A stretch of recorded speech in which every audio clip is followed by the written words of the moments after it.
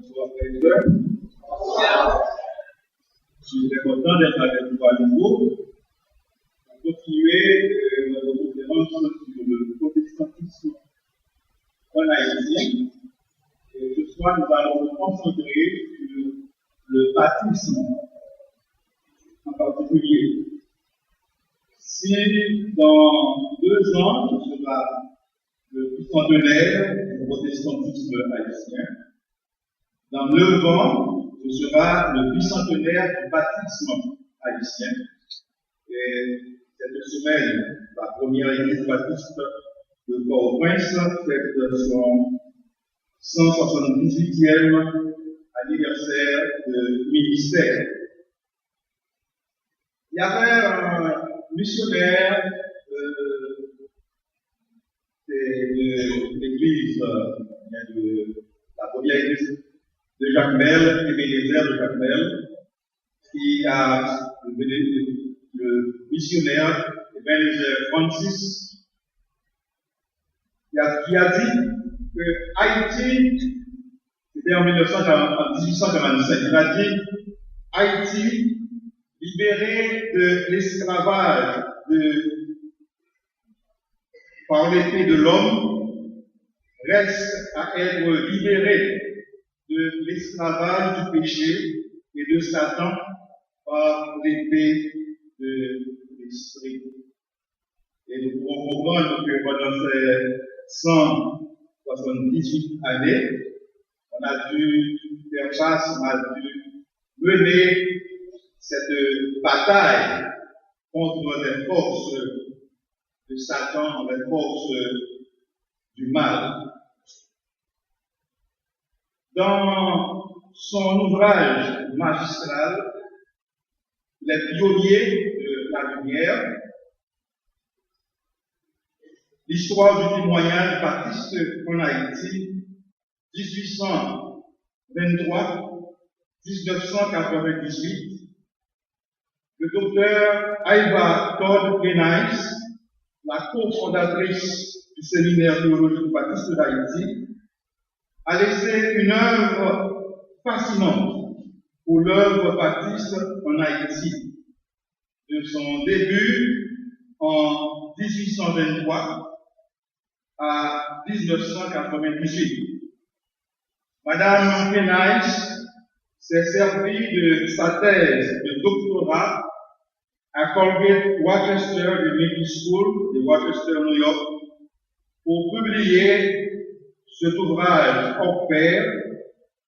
Elle mourut le 31 janvier 1999, juste quelques 4 à 5 mois après la publication de son ouvrage. Cet ouvrage a été traduit de l'anglais. Sa thèse de doctorat a été faite en anglais et c'est une traduction de son ouvrage qui est ici. Le 22 juin 1823, Thomas Paul arriva au Cap Haïtien sur le navire Alert en provenance de Boston, Massachusetts.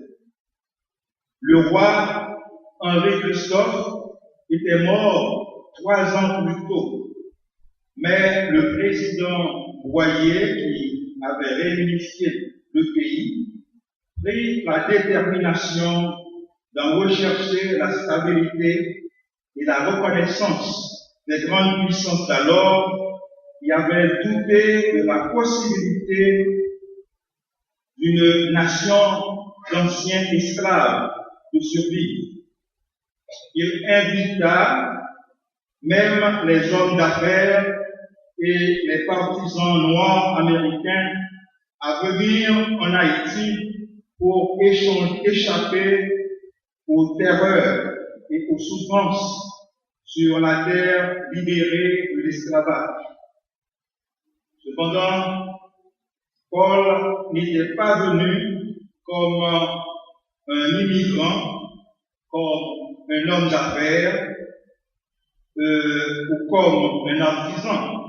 Il était venu comme le premier missionnaire ou émissaire pour introduire la foi baptiste dans la nouvelle République noire.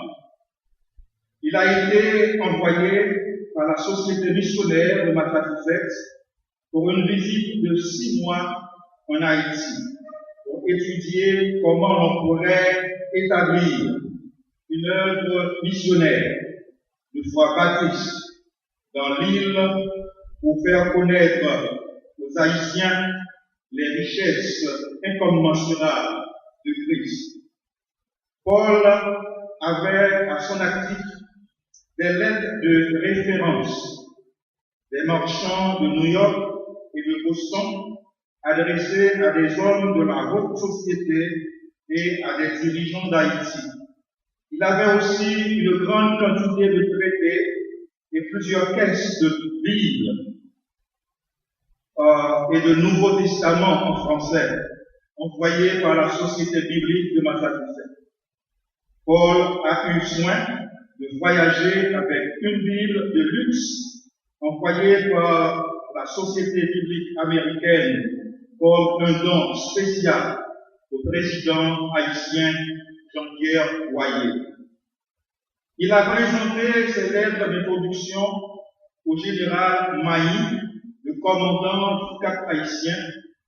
Il fut reçu avec courtoisie et fut avisé d'aller aussitôt que possible à Port-au-Prince en vue de rencontrer le président personnellement pour le mettre au courant de sa mission et obtenir son approbation.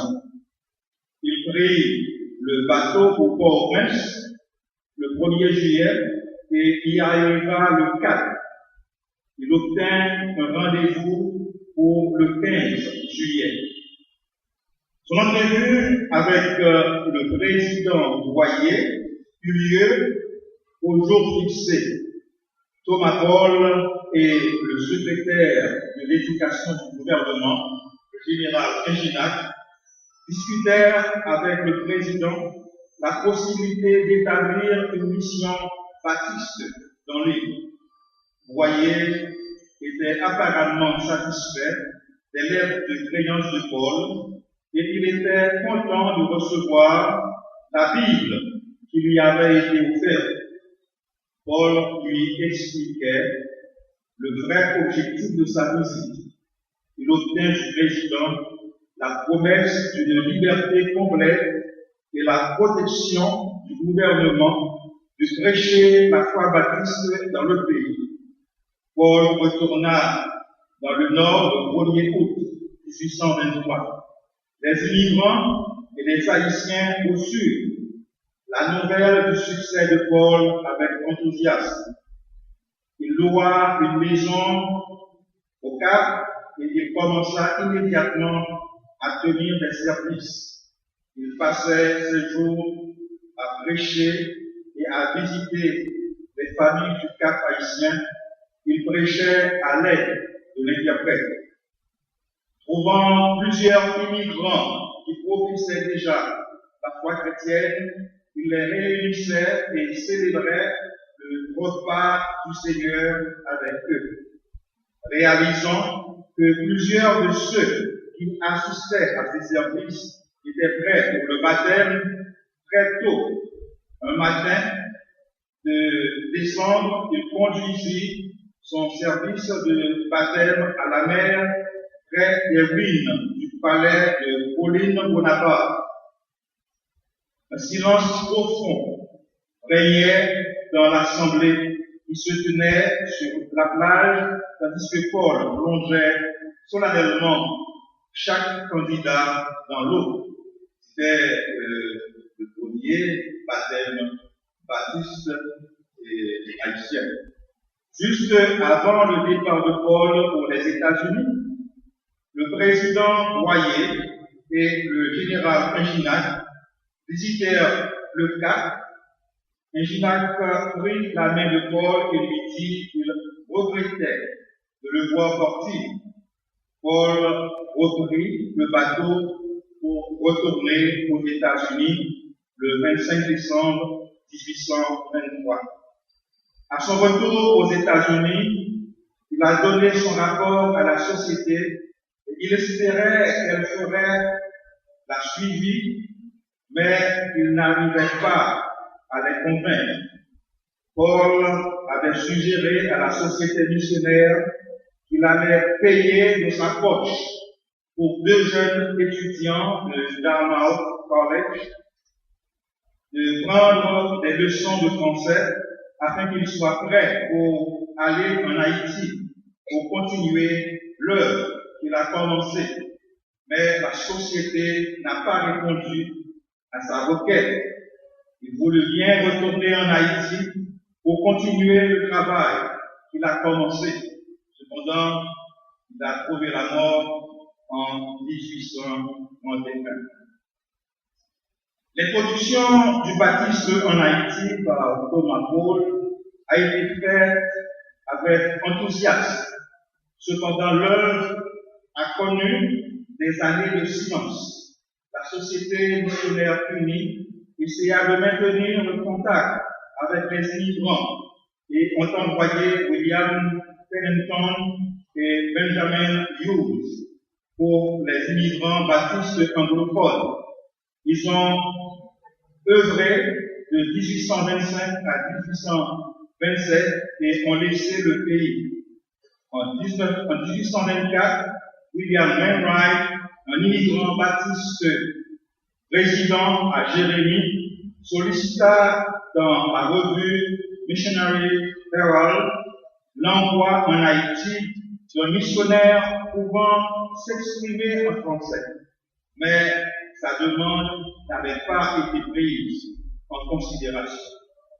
Il a fallu attendre jusqu'en 1835, le 18 mai 1835, pour saluer l'arrivée à Port-au-Prince du missionnaire William Monroe, celui qui, en 1836, allait jeter les bases de la première église baptiste de Port-au-Prince. En cette même année, 1836, James Brown, un missionnaire baptiste de l'Angleterre, a visité le Cap et il a écrit à Monroe pour lui dire de ne pas négliger cette ville.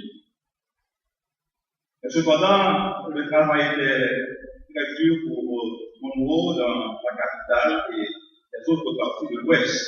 En 1844 et 1845, d'autres missions baptistes sont arrivées en Haïti.